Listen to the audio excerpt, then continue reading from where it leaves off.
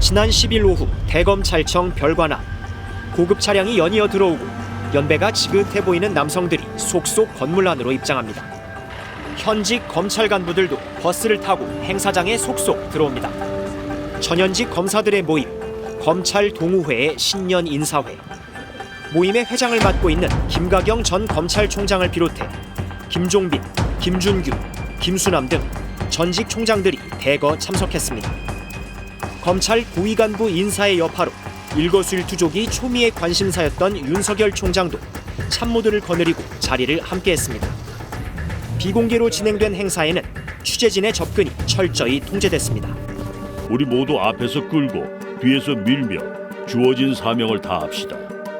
어려움을 이겨냅시다. 그리고 건투하는 후배 검사들에게도 아낌없는 격려와 성원을 보냅시다.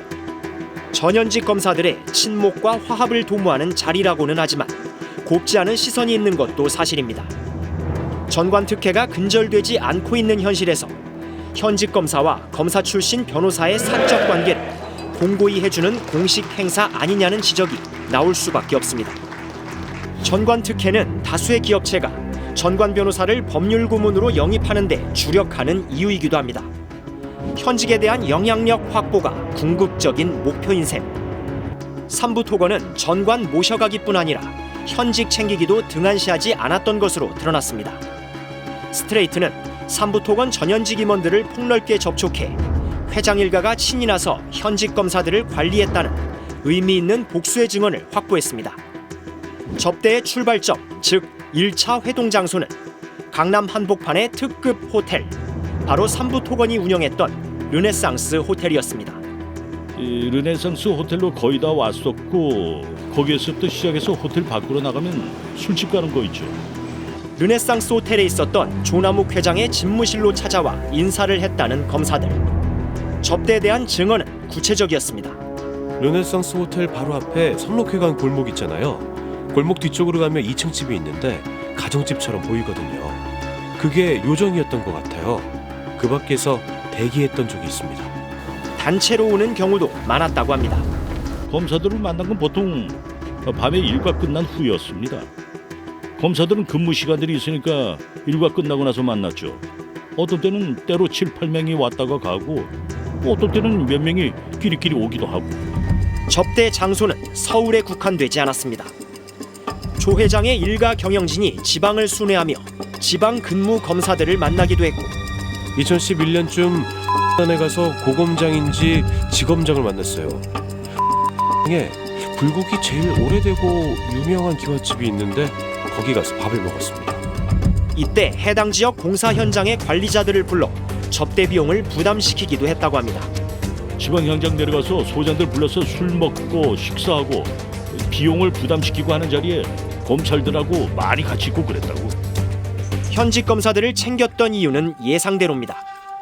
검찰 출신들 좀 많이 쫓아다녔습니다. 기업하는 사람들은 항상 대비하기 위해서 사전에 작업해 놓는 거라고 항상 그랬죠. 자본 권력과 어떤 그 사법 권력의 어떤 공생 관계였겠죠. 자기가 그 한 범죄 행위나 이런 것도 드러나지 않게 해줄 수 있게 하고 그러니까 뭐 그런 게 필요하지 않나. 조남욱 전 회장을 찾아갔습니다. 르네상스 호텔로 찾아온 고위직 검사를 만난 일이 있는지 물었습니다. 검사 시절 르네상스 호텔 와서 회장님 종종 뵀다고 저희가 들었습니다. 마주친 거라고. 네? 마주친 거에 지나지 않는다고. 그런 정도예요. 만났다고 하셨잖아요. 손님으로는 만났죠. 손님을. 그 손님을 오는데 뭐 안 만나요? 그 손님을 오고 인사해야죠. 최근에는 교류가 없으며 접대한 사실도 없다고 주장했습니다. 무슨 연락도 없는 거 10년 됐어요. 아, 연락이 없는 게 10년이 다 됐다고요? 회사에 저기 호텔에 오셨을 적에 잠깐 만난 거 외에는 없어요. 구체적인 정황을 제시하며 거듭 물었습니다. 소개를 시켜주셨다고 저희가 들었습니다. 회장님께서.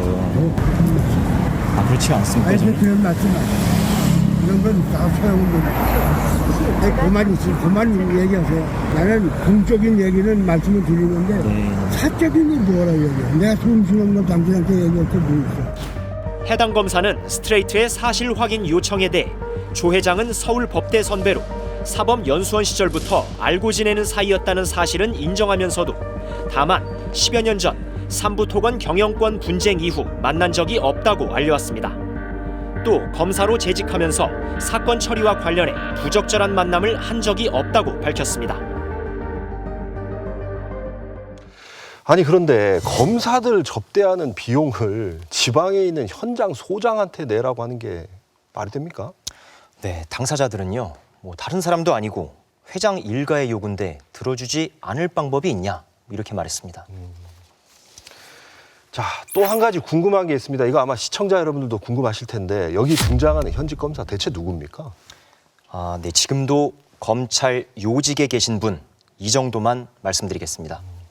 네, 검찰 요직에 계신 그분을 둘러싼 의혹 역시 스트레이트가 계속 추적하겠습니다.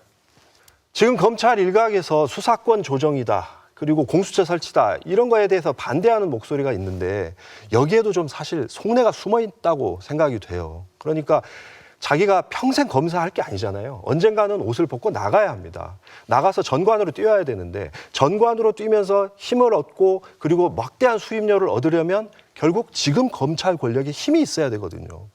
1년에 100억 원 가까운 돈을 받는 선배 전관들의 모습을 보면서 후배 검사들이 뭘 느꼈겠습니까?